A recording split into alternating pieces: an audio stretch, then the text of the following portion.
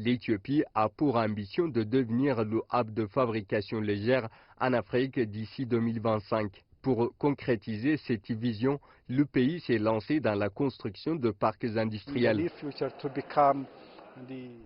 Nous travaillons pour devenir dans un avenir proche le centre de fabrication légère en Afrique. Actuellement, nos industries s'agrandissent et se développent. Nous nous attendons à ce que cette expansion attire et diversifie prochainement notre commerce d'exportation. Le pays d'Afrique de l'Est a actuellement 15 parcs industriels, dont 7 sont opérationnels, et l'envisage d'augmenter le nombre à 30 d'ici 2025. Les entreprises chinoises sont les principaux partenaires du gouvernement éthiopien dans la construction et le développement des parcs industriels.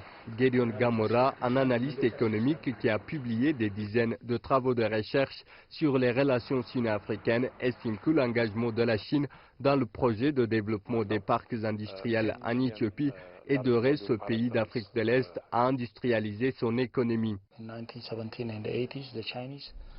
Dans les années 1970 et 1980, la Chine a réussi à attirer d'énormes investissements en construisant des parcs industriels. L'Éthiopie tente donc de s'inspirer de cette expérience pour attirer des investissements.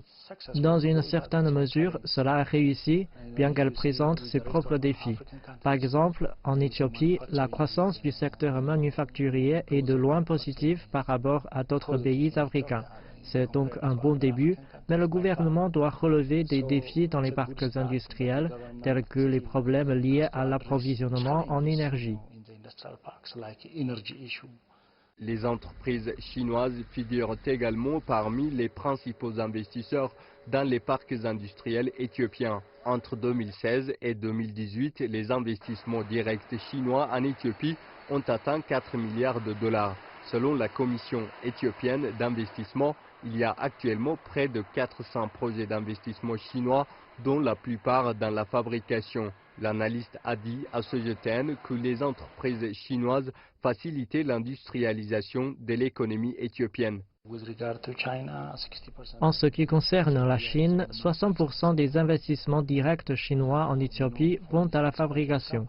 Par exemple, le groupe Huadian a commencé dans la zone industrielle Eastern et construit actuellement sa propre ville industrielle à la périphérie de la capitale Addis Abeba. En 2017 seulement, elle a exporté pour 31 millions de dollars de marchandises.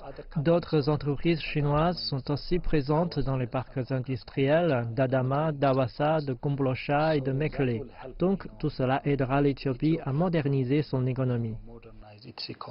Selon l'analyste, les entreprises chinoises en Éthiopie jouaient aussi un rôle important dans la substitution des produits d'importation de l'Éthiopie. Zunabal Lefom, CGTN français, Addis Abeba, Éthiopie.